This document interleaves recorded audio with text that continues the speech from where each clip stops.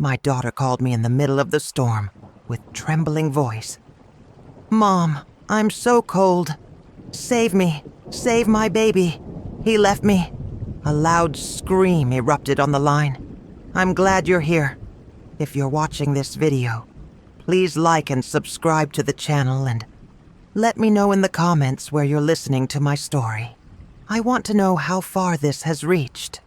The rain was hammering down like bullets on my tin roof, each drop echoing through the small house like gunshots in the night. I was sitting in my cramped kitchen under the weak yellow light that flickered every time thunder rolled overhead, methodically folding clothes from a wicker basket that seemed to never empty.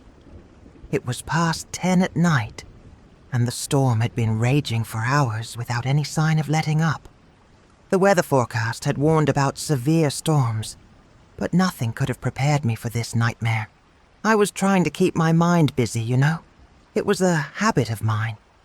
A mother who was used to worrying about everything, especially when her kids grow up and start living their own lives. Sarah had been on my mind all day. She was 9 months pregnant, her belly so round and heavy that she could barely walk from room to room. With weather like this, I couldn't help but worry about her driving, about the power going out, about her being alone if something happened. The thunder was so loud, it made the windows rattle in their old wooden frames.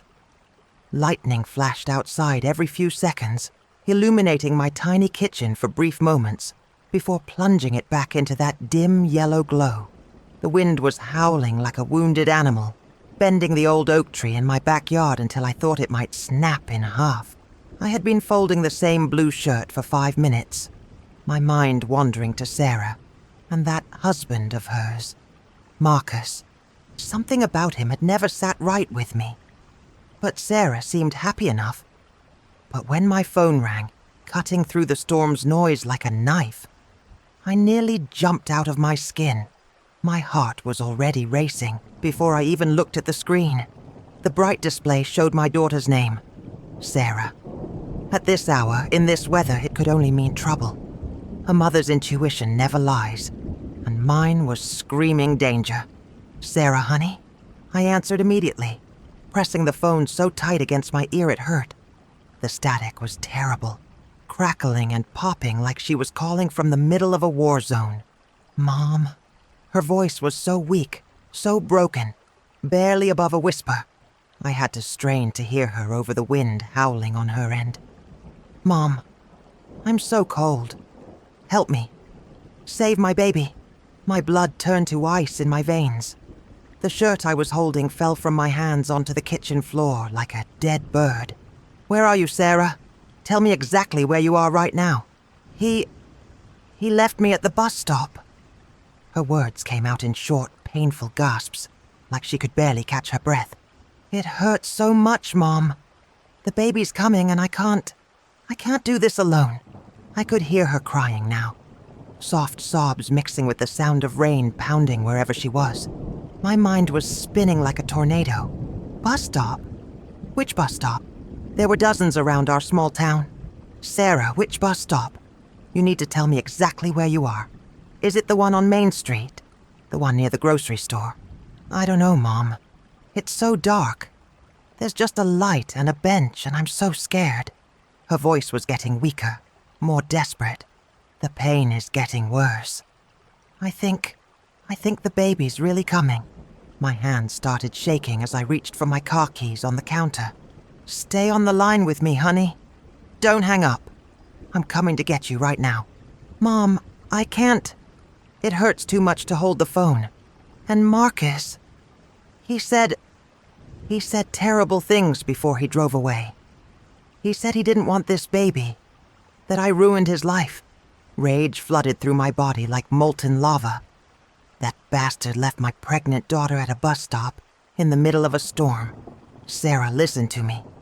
You're going to be okay. I'm getting in the truck right now." Then I heard it, a scream so piercing, so full of agony. It felt like it was tearing through my very soul. It wasn't fear. It was pure, raw pain. The kind of sound that comes when a woman is bringing life into this world with no help, No comfort. Nothing but darkness and cold rain. I heard the phone hit something hard. Probably the ground. The line went dead. I sat there frozen like a statue, the phone still pressed against my ear, listening to nothing but the cruel silence and the sound of rain beating against my windows. My hands were shaking so violently, I could barely keep hold of the device. I tried calling back immediately, my fingers fumbling with the numbers. Nothing. The number you have dialed is not available. I tried again, my breathing getting faster and more panicked. Same cold, mechanical message. Again and again, the same heartless response. My mind was racing like a runaway train. Bus stop? Which one? And what kind of monster leaves his pregnant wife in a storm? Marcus, her husband of 2 years. I'd never trusted him completely. But I never imagined he was capable of something this cruel. Sarah was 9 months pregnant. Her due date was next week. She had no business being anywhere near a bus stop, especially not in weather like this. I stood up so fast my wooden chair toppled backward, hitting the linoleum floor with a loud crash that echoed through the house. But I didn't care about the noise. I didn't care about anything except getting to my daughter. I grabbed my old yellow raincoat from the hook by the kitchen door, the same one I'd worn for 15 years, and snatched the keys to my late husband's pickup truck from the counter where they'd been collecting dust. That old red Ford had been sitting in the garage for 3 years, ever since Tom passed away from his heart attack. I'd kept it running, checking on it every few weeks, changing the oil twice a year, somehow knowing that someday I might need it for something important. Tonight was that night. My hands were trembling as I pulled on my rubber boots, still hearing Sarah's scream echoing in my head like a broken record. That wasn't just fear. That was the unmistakable sound of a woman in labor, in terrible pain, completely alone in the middle of nowhere. My baby girl was having her baby somewhere out there in this nightmare storm, and there was nobody to help her, nobody to hold her hand or tell her everything would be okay. I ran through the kitchen, through the living room where family photos watched me from their frames, and burst into the garage, not caring that the rain was already finding its way under the door and soaking through my house slippers. The truck's engine coughed and wheezed like an old man with pneumonia, before finally turning over with a reluctant growl. The headlights flickered on, dim and yellow, barely cutting through the wall of rain outside. The windshield wipers squeaked and groaned with every pass, leaving streaks across the glass. But it would have to do. As I backed out of the driveway, lightning split the sky like a crack in heaven, illuminating everything for just a split second in brilliant white light. The rain was coming down so hard it sounded like hail on the truck's metal roof. I could barely see past my own hood, but I knew one thing with absolute certainty. I had to find my daughter. Whatever was happening to her, wherever she was suffering, I wasn't going to let her face it alone. I pressed my foot harder on the gas pedal and drove headfirst into the storm, my heart pounding with each flash of lightning that lit up the empty road ahead. The truck pushed through the storm like it was fighting for its life. The windshield wipers could barely keep up with the rain, and every few seconds I had to lean forward just to see the road ahead. My hands were gripping the steering wheel so tight my knuckles were white. But I didn't care. All I could think about was Sarah's scream echoing in my head. I drove straight to Memorial Hospital first. If something had gone wrong with the pregnancy, that's where they would have taken her. The parking lot was nearly empty, except for a few cars scattered around, their owners probably trapped inside waiting for the storm to pass. I ran through the automatic doors, my boots squeaking on the polished floor. The night receptionist, a young woman with tired eyes, looked up from her computer. "Excuse me," I said, trying to catch my breath. "I'm looking for my daughter, Sarah Matthews. She's pregnant, due any day now. Has she been brought in tonight?" The woman typed something on her keyboard, then shook her head. "I'm sorry, but We don't have anyone by that name admitted tonight.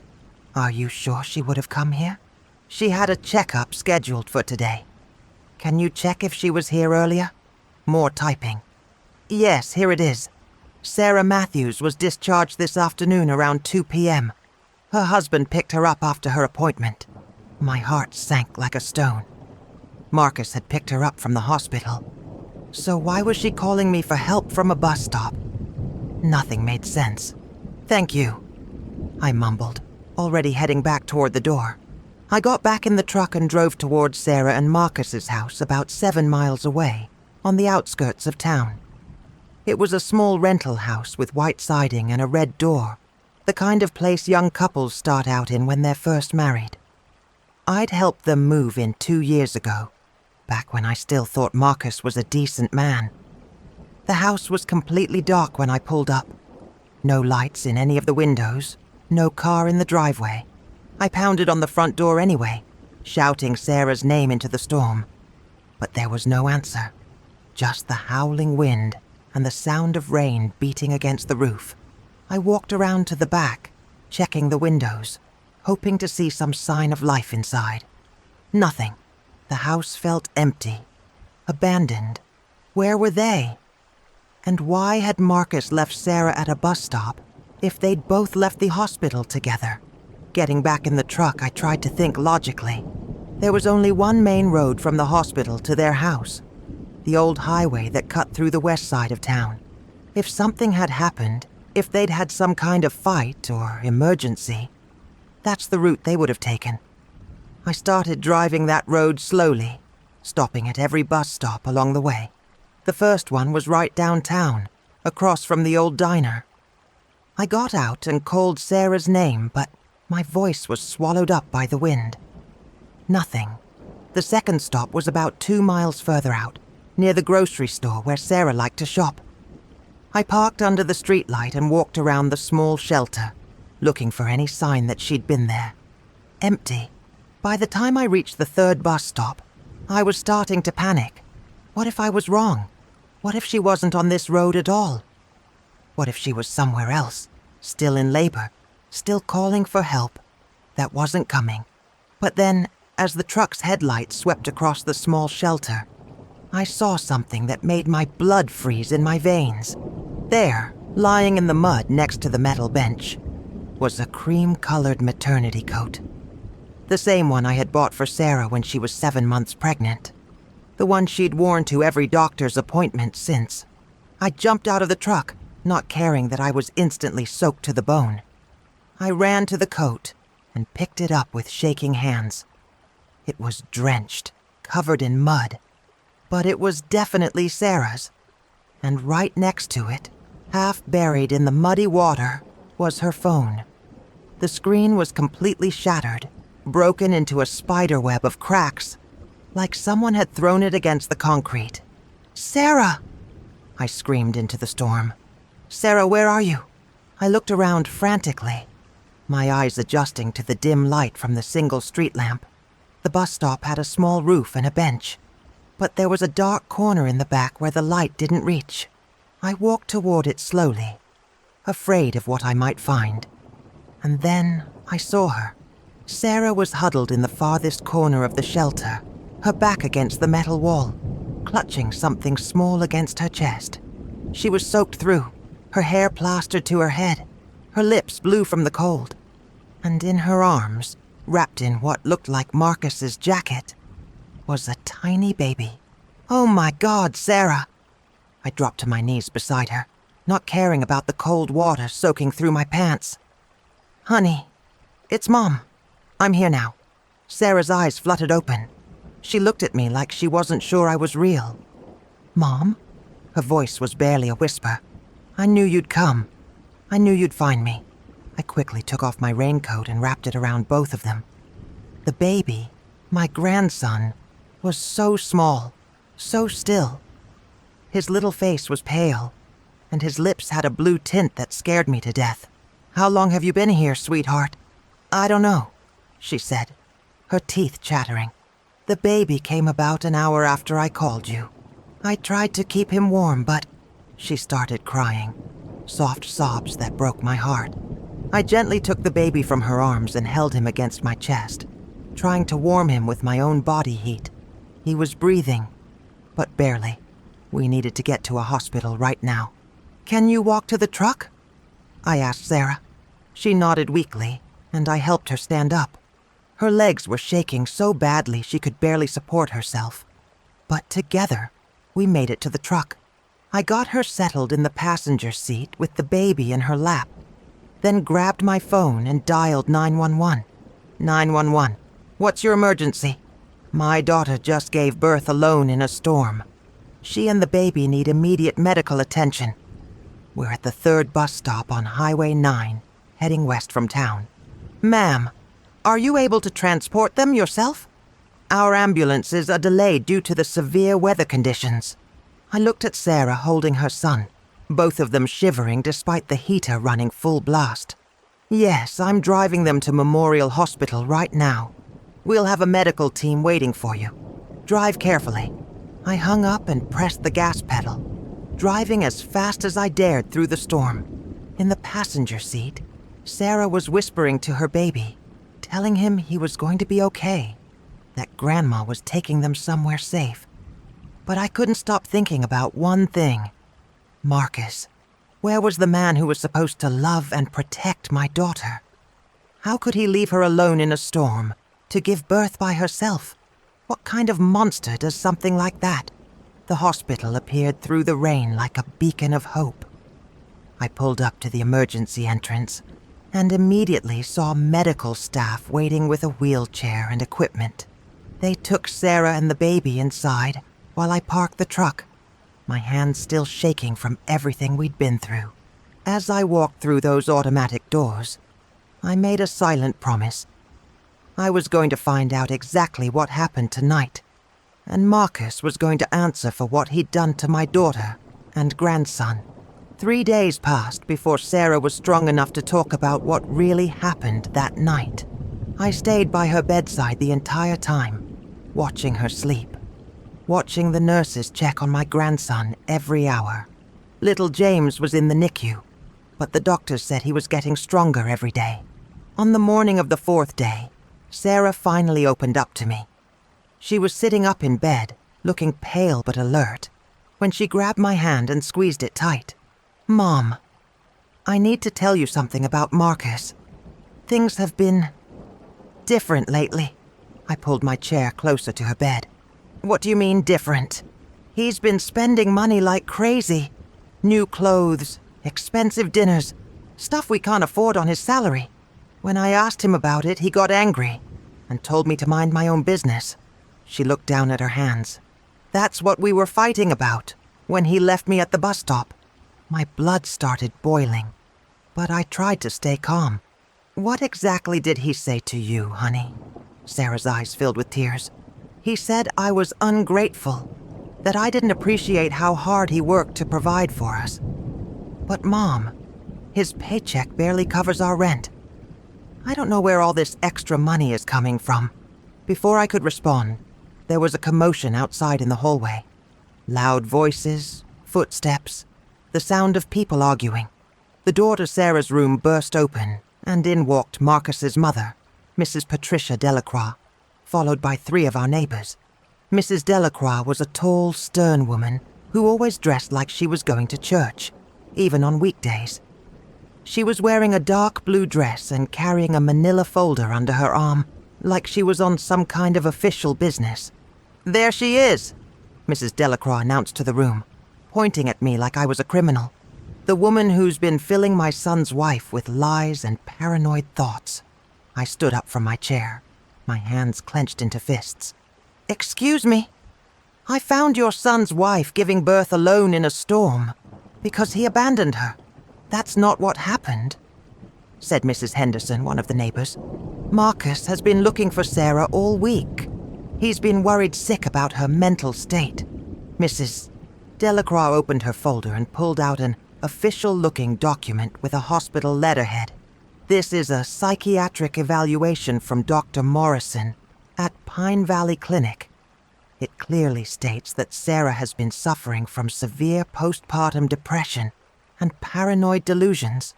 I grabbed the paper from her hands and read it quickly.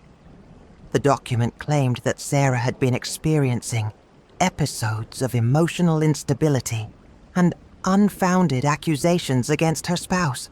It recommended that she avoid stressful interactions with family members who might exacerbate her condition. "This is ridiculous," I said, waving the paper in the air. "Sarah doesn't have depression. She's upset because your son left her in a storm to give birth alone. Look at her," Mrs. Delacroix said, gesturing toward Sarah, who was now crying quietly in her hospital bed. "Does she look stable to you? My poor Marcus has been dealing with this for months." That's when Marcus himself appeared in the doorway, carrying a bouquet of flowers and wearing his best concerned husband expression.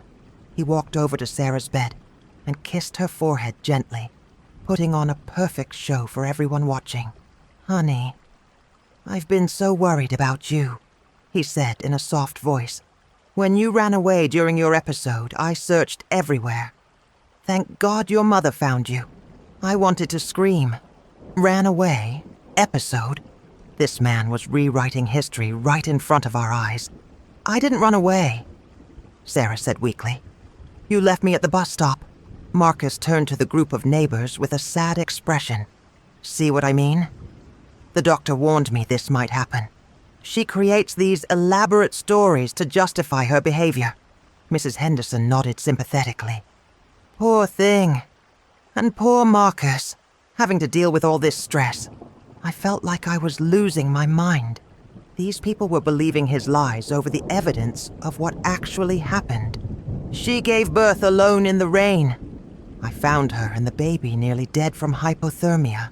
Mrs. Patterson," Marcus said, using his most reasonable voice, "I know you're trying to help, but the doctor said that feeding into Sarah's delusions will only make her condition worse.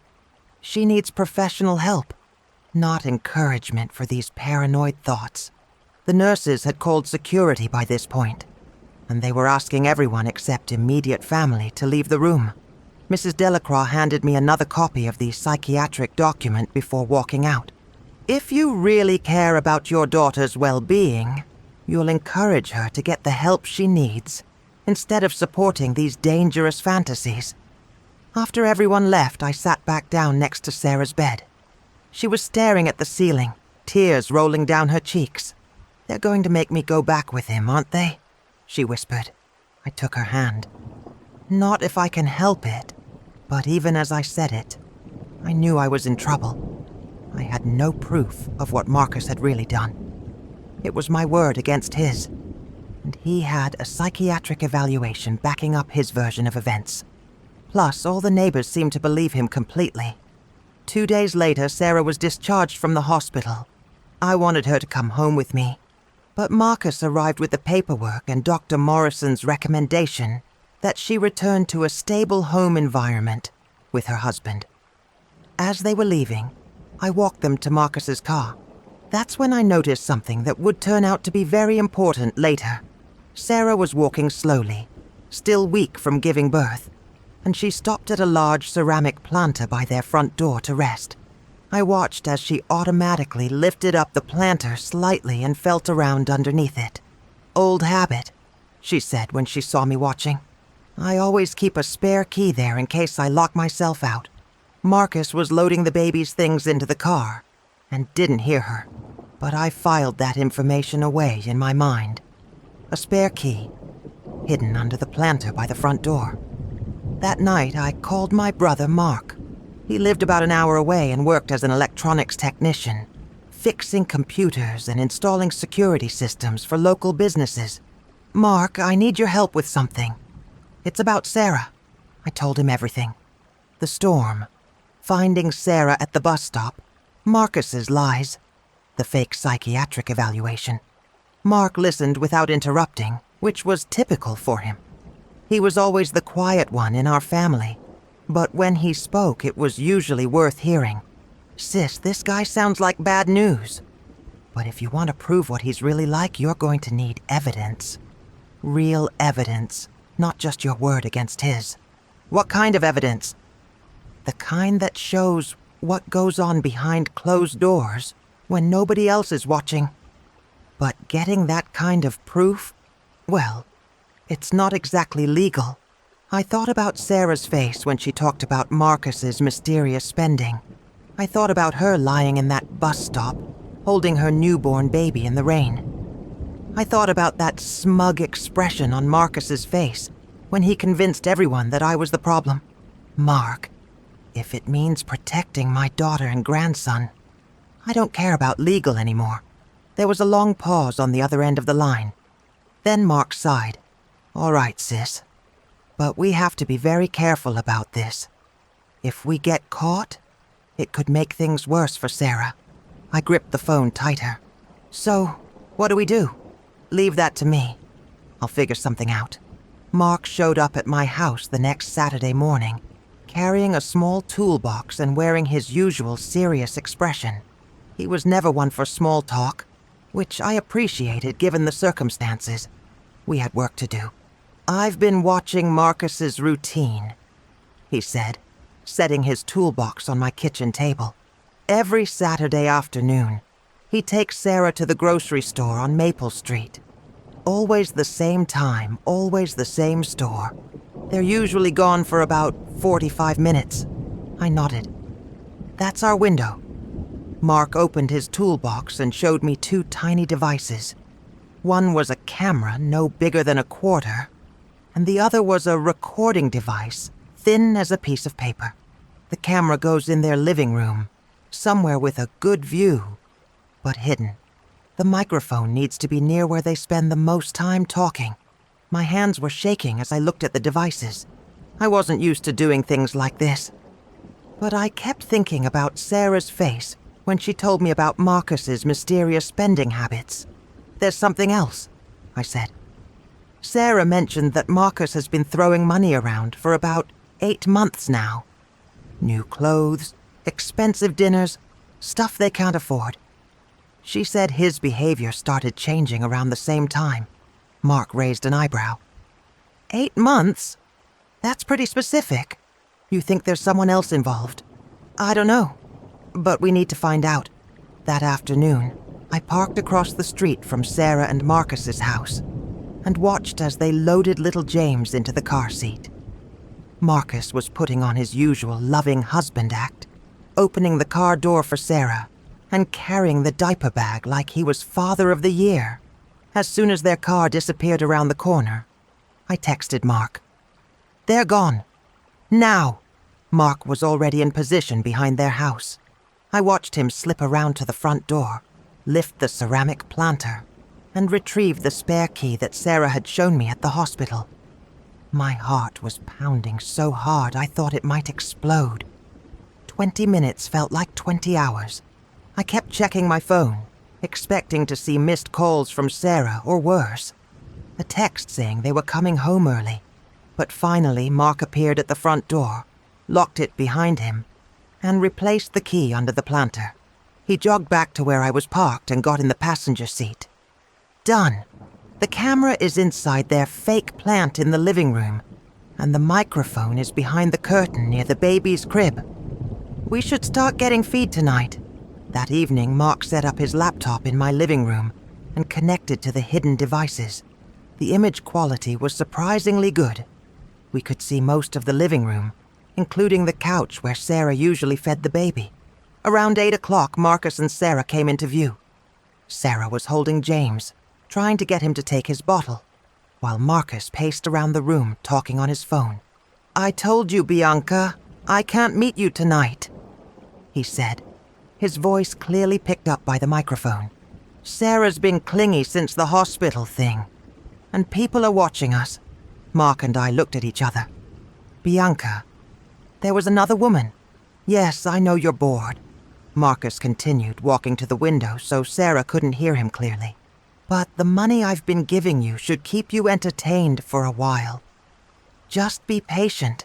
Sarah looked up from feeding the baby. Who are you talking to? Marcus immediately changed his tone. Just work stuff, honey. Nothing important. He hung up and sat down next to her, putting his arm around her shoulders in what looked like a loving gesture. But we could see his face, and there was no warmth in his eyes. "Sarah, we need to talk about your mother." Sarah tensed up. "What about her?" "She's been telling people around town that I abandoned you during the storm. It's affecting my reputation at work, and frankly, it's embarrassing for our family." "But Marcus, you did leave me at the bus stop. I had to give birth alone." His voice got colder. "Sarah, we've been over this. You had one of your episodes and wandered off. I looked everywhere for you. Your mother is just making things worse by encouraging these delusions." I wanted to reach through the screen and shake some sense into my daughter, but I knew she was scared and vulnerable. Over the next few days, we recorded hours of footage. Marcus constantly belittled Sarah, called her unstable, and compared her to someone named Bianca. He talked about how Bianca was more attractive, more fun, more grateful for the things he did for her. But the smoking gun came on Thursday night. Marcus's phone rang while he was giving James a bath. He left the phone on the coffee table and went to the bathroom. We watched Sarah pick it up and look at the screen. Her face went white. She answered the call. "Hello? Who is this?" said a woman's voice. "Where's Marcus?" "This is his wife. Who are you?" There was a pause. "Oh, I'm a friend from work. Is Marcus available? He's busy with our baby right now. Can I take a message?" "No message. I'll call back later." Sarah hung up, and when Marcus came back, she confronted him. "Marcus, a woman named Bianca called. She said she's a friend from work, but she sounded upset when I answered." Marcus's expression darkened. "Sarah, you need to stop answering my phone. That was probably about a work project, and now you've made things awkward." "A work project at 9 o'clock at night?" "Yes. Some of us have important jobs that require working odd hours. Unlike your mother, who has nothing better to do than spread lies about our marriage. That's when I knew we needed more than just recordings. We needed proof of the financial connection between Marcus and this Bianca woman. And we needed evidence of what really happened the night he abandoned Sarah." The next morning, I drove back to the truck stop where I'd found Sarah. I brought a printed photo of her wearing the cream-colored maternity coat, the one I'd bought her. It wasn't a great picture, just a quick snapshot I'd taken when she was trying it on. But her smile in that photo broke my heart every time I looked at it. I stopped at every business along that stretch of highway. Gas stations, diners, a small automotive repair shop. Most people shook their heads when I showed them the photo. Some looked at me with pity, like I was a crazy old woman chasing ghosts. But at Murphy's truck stop, about half a mile from where I'd found Sarah, I met an older man named Eddie, who was fueling up his blue 18-wheeler. He had gray hair and rough hands, but gentle eyes.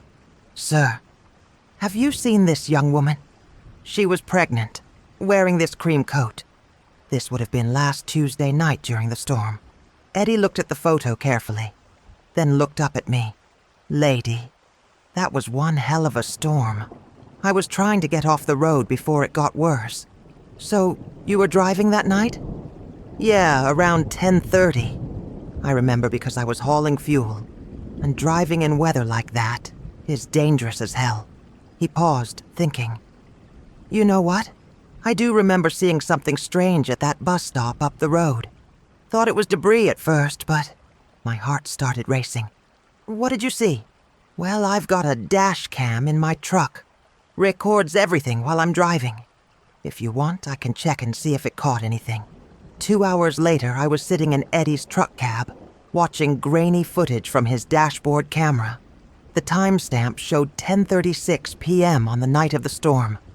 Through the rain, we could clearly see a silver SUV parked at the bus stop, Marcus's car. The video showed Marcus getting out in a black raincoat, opening the passenger door and pulling Sarah out. Even through the storm, we could see him pointing at the bus stop and then getting back in his car. The SUV sped away, leaving Sarah standing alone in the rain. "That son of a bitch," Eddie muttered. "I should have stopped.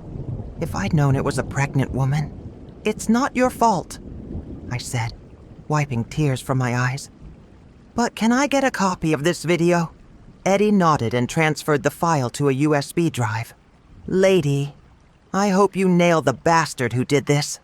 Driving home with that USB drive felt like carrying a piece of gold. Finally, I had proof that Marcus had abandoned Sarah. Combined with the recordings from their house, we could prove that he was not only abusive, but also involved with another woman. But I still had questions. Where was all this money coming from? And who exactly was Bianca? The answer to my questions about Marcus's money came sooner than I expected. 3 days after getting the dash cam video from Eddie, I received a phone call that changed everything. Mrs. Patterson, this is Robert Chen, Head of Internal Auditing at Meridian Financial Services. We understand you have information regarding one of our employees, Marcus Matthews. My heart started racing. Yes, that's my son-in-law. What's this about? We've been investigating suspicious financial activity in Mr. Matthews's department for the past 2 months. We'd like to meet with you to discuss what you've discovered about his recent spending patterns. The next morning, I found myself sitting in a sterile conference room at Meridian Financial, facing Miss Chen and a woman named Lisa Rodriguez, who introduced herself as the company's fraud investigator. Mrs. Patterson, we've traced approximately $112,000 in unauthorized transfers from company accounts over the past 8 months, Lisa said, spreading documents across the table. The money was funneled through several fake invoices and transferred to an account belonging to someone named Bianca Santos. There was that name again. Bianca. I pulled out my phone and showed them some of the recordings Mark and I had captured. Marcus has been talking to someone named Bianca regularly. Based on their conversations, he's been giving her money for months. Mr. Chen reviewed the audio files on my phone, his expression growing darker with each recording. This confirms our suspicions. We believe Mr. Matthews has been embezzling funds to support his relationship with Ms. Santos. Have you contacted this Bianca person? Lisa nodded. We reached out to her yesterday. Once she realized she could be charged as an accessory to embezzlement, she became very cooperative. She's agreed to testify about the source of the money Marcus has been giving her. I felt a surge of hope. Finally, the truth was coming out. But my relief was short-lived. That afternoon, I made the mistake of checking Facebook. Marcus had posted a long emotional message that made my blood boil. Sometimes the people who claim to love you the most are the ones who hurt you the worst. His post began. I've been trying to protect my wife and son from a toxic family situation. But I can't stay silent anymore. My mother-in-law has been spreading vicious lies about me throughout our community, trying to destroy my reputation and my family. The post included carefully edited videos of Marcus changing James's diaper, feeding him bottles, and reading to him before bed. Soft piano music played over the footage, making him look like the perfect father. The comments were flooding in. Dozens of people expressing sympathy for poor Marcus and condemning me as a jealous, controlling mother-in-law. Mrs. Delacroix had shared the post with her own commentary. My son has been suffering in silence for months. Sarah's mother has convinced her daughter that Marcus is some kind of monster, when the truth is that Sarah is struggling with severe postpartum depression, and her mother is making it worse. I scrolled through hundreds of comments from neighbors, co-workers, even people I barely knew. That woman needs to mind her own business. Marcus is such a devoted husband and father. Some mothers-in-law just can't let go. My hands were shaking as I read comment after comment, painting me as the villain in this story. Marcus had managed to turn the entire community against me, while hiding his own crimes. But then I noticed something interesting. Several people had shared that psychiatric evaluation from Dr. Morrison at Pine Valley Clinic, the same document Mrs. Delacroix had waved around at the hospital. I decided to do some research on this clinic. It took less than 10 minutes on Google to find what I was looking for. The headline hit me like a lightning bolt. Pine Valley Psychiatric Clinic shut down after investigation reveals fraudulent documentation scheme. The article explained that Dr. Morrison and 3 other staff members had been arrested for creating fake psychological evaluations.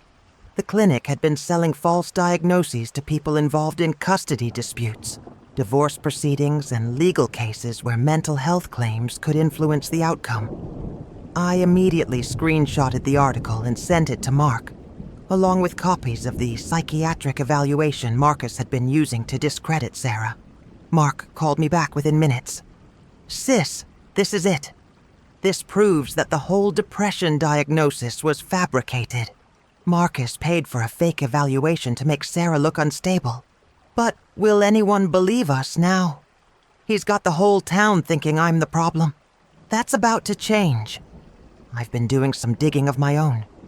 Turns out Bianca Santos has been posting photos of her expensive lifestyle all over social media for months. Designer clothes, fancy dinners, spa treatments, all paid for with stolen money. Once people see the connection between Marcus's embezzlement and his girlfriend's spending sprees, his reputation is going to crumble. The next day, Lisa Rodriguez from Meridian Financial called with an update. "Mrs. Patterson, we've completed our investigation. Marcus Matthews will be terminated immediately, and we're filing criminal charges for embezzlement and fraud. Ms. Santos has provided a full statement detailing how Marcus told her the money came from a family inheritance. What about Bianca? Will she face charges too? She's cooperating fully with our investigation. In exchange for her testimony, we're recommending minimal charges. She claims she had no idea the money was stolen until we contacted her. I felt mixed emotions about that. On one hand, I was glad Bianca was helping us build a case against Marcus. On the other hand, she had been sleeping with my daughter's husband and spending money that should have been going to support Sarah and James. That evening, Mark came over with his laptop to show me something. "Sis, you need to see this. I've been tracking Marcus's social media activity, and I found something interesting." He pulled up Marcus's Facebook page and scrolled back to posts from 8 months ago, right when Sarah said his behavior had started changing. The posts showed a clear timeline of his relationship with Bianca, though he'd been careful not to identify her directly. Photos of expensive dinners with a friend, tickets to concerts and shows, even a weekend trip to the coast that Sarah had never been told about. "Look at the dates," Mark said, pointing to the screen. "Every one of these expensive outings corresponds with a fraudulent transfer from his company. He was literally stealing money on Friday and spending it on his girlfriend over the weekend. We had everything now. The dash cam video proving he abandoned Sarah in the storm. The hidden camera recordings showing his emotional abuse. The financial records proving his embezzlement. The fake psychiatric evaluation designed to discredit Sarah. And now Bianca's testimony, confirming that Marcus had been lying about the source of his money. For the first time in weeks, I felt like we had a real chance of getting justice for my daughter and grandson. Marcus had underestimated the determination of a mother protecting her child. He was about to find out just how big a mistake that was. The courthouse on Monroe Street had never felt so important to me as it did on that cold Tuesday morning in November. I walked up those concrete steps holding a manila folder containing everything we had collected over the past 2 months. The dash cam video, the hidden camera recordings, the financial documents, and the proof that Dr. Morrison's clinic had been shut down for fraud. Sarah was beside me, carrying little James in his carrier. She looked stronger now, more confident. Over the past few weeks, as the truth about Marcus had come to light, I'd watched my daughter slowly return to the person she used to be before he started tearing her down. "You ready for this, honey?" I asked as we approached the courtroom doors. She nodded firmly. "I've been ready for months, Mom. I just didn't know how to fight back before." Inside the courtroom, Marcus sat at the defendant's table wearing his best suit and trying to look like the victim. His lawyer, a thin man with wire-rimmed glasses, was shuffling through papers and whispering urgently in his ear. Mrs. Delacroix sat in the front row behind him, shooting dirty looks in our direction. But the person I was most interested in seeing was sitting 3 rows back on the prosecution's side. Bianca Santos was smaller than I'd expected, with long dark hair and nervous eyes. She kept checking her phone and looking around the room like she wanted to be anywhere else. The prosecutor, a serious woman named Janet Williams, had explained Bianca's situation to us the week before. She's terrified of going to prison as an accessory to embezzlement. When we showed her the evidence of Marcus's fraud, she realized her only option was to cooperate fully. Judge Harrison called the court to order, and the proceedings began. The prosecutor laid out the case methodically. The embezzlement, the abandonment during the storm, the emotional abuse, and the fraudulent psychiatric evaluation. When they played the dash cam video from Eddie's truck, showing Marcus abandoning Sarah at the bus stop, you could hear people in the courtroom gasp. The footage was grainy and dark, but there was no mistaking what was happening. Marcus's lawyer objected, claiming the video was too unclear to be reliable, but Judge Harrison allowed it as evidence. The hidden camera recordings were even more damaging. The court listened to Marcus berating Sarah, comparing her to Bianca, and discussing the money he'd been stealing to support his girlfriend. Sarah squeezed my hand during the worst parts, but she never looked away. Then it was Bianca's turn to testify.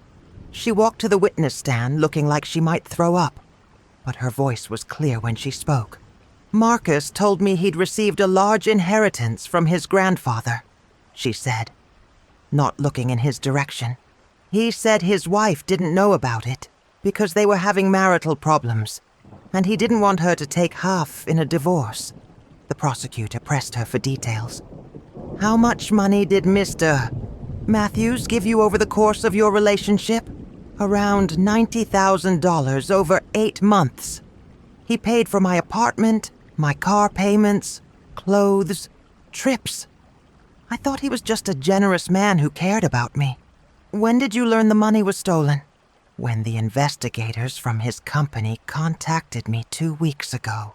They showed me bank records proving the money came from fraudulent transfers. That's when I realized Marcus had been lying to me about everything." Marcus's lawyer tried to discredit Bianca during cross-examination, suggesting she had known the money was stolen all along. But she stuck to her story, and the financial records backed up her timeline. The most powerful moment came when they presented evidence about the fake psychiatric evaluation. The prosecutor called Dr. Jennifer Walsh, a forensic psychiatrist who had reviewed Sarah's case. The document claiming Mrs. Matthews suffers from postpartum depression, and paranoid delusions shows clear signs of fabrication. Dr. Walsh testified. The language is inconsistent with standard psychiatric terminology, and the symptoms described don't match Mrs. Matthews' actual behavior patterns. She went on to explain that Pine Valley Clinic had been shut down after investigators discovered they had issued over 200 fraudulent psychological evaluations, many of them used in custody cases and criminal proceedings. Dr. Morrison, who allegedly signed this evaluation, has been arrested and charged with professional misconduct and fraud. There is no record of Mrs. Matthews ever being examined at that facility. When it was time for Marcus to testify in his own defense, I watched him transform from the confident man who had manipulated our entire community into a desperate person grasping for any excuse. "Your Honor, I never meant for things to go this far," he said, his voice breaking. "Yes, I made mistakes with the money, but I was under tremendous stress. My wife was having mental health issues after the baby was born, and her mother was constantly interfering in our marriage. He actually tried to blame me for his decision to abandon Sarah during the storm. Mrs. Patterson had been filling Sarah's head with paranoid thoughts about our relationship. That night, Sarah became hysterical and demanded that I take her to her mother's house immediately. When I refused, she jumped out of the car at the bus stop. I thought she was just being dramatic. I never imagined she would actually give birth there. The prosecutor destroyed his story piece by piece. She played the recording of him telling Bianca that he couldn't wait to be free of Sarah and that screaming baby. She showed the court financial records proving he had been stealing money for months before James was even born. Most damaging of all, she presented timeline evidence proving that Marcus had paid for the fake psychiatric evaluation 3 days before Sarah gave birth. This was not a man acting under stress, Your Honor. This was a calculated scheme to steal money, abandon his family, and cover his tracks by making his wife appear mentally unstable. During closing arguments, Marcus's lawyer made one last desperate attempt to shift blame. My client may have made poor financial decisions, but he is not a monster. He's a young man who got in over his head and made mistakes. The real villain in this courtroom is Mrs. Patterson, who has orchestrated this entire prosecution to get revenge for her daughter's marital problems. I felt the familiar surge of anger, but Sarah squeezed my hand and whispered, "Let the evidence speak, Mom. The truth is stronger than his lies." She was right. When Judge Harrison delivered his verdict, his voice was firm and clear. "Mr. Matthews, you have been found guilty of embezzlement, fraud, child endangerment, and domestic abuse. Your actions on the night of the storm were particularly reprehensible. Abandoning your pregnant wife during a medical emergency shows a callous disregard for human life that this court cannot ignore. The sentence was everything we had hoped for. 9 years in prison, full restitution of the stolen money, and permanent loss of custody rights for James. Marcus would also be required to stay away from Sarah and our family once he was released. As the bailiff led Marcus away in handcuffs, I felt a weight lift from my shoulders that I hadn't even realized was there. Mrs. Delacroix was crying loudly in the front row, but I didn't feel sorry for her. She had chosen to support her son's lies instead of seeking the truth. Outside the courthouse, Sarah and I stood on those same concrete steps where we'd walked in that morning. But everything felt different now. The sun was shining, James was cooing happily in his carrier, and my daughter was smiling for the first time in months. "What happens now, Mom?" Sarah asked. I looked at my daughter, my brave, strong daughter, who had survived so much, and felt proud beyond words. Now we focus on building a good life for you and James. And maybe we help other women who are going through what you went through. 6 months later, Sarah and I established the James Patterson Foundation, named after my late husband and dedicated to helping women escape abusive relationships. We use our story to show other mothers and daughters that fighting for the truth is always worth it, even when the whole world seems to be against you. If you're watching this video and you see yourself in Sarah's story, please know that you're not alone. There are people who will believe you, who will fight for you, and who will never give up on finding the truth. Sometimes all it takes is one person, maybe a mother, maybe a friend, maybe a stranger with a dash cam, who refuses to let the lies win.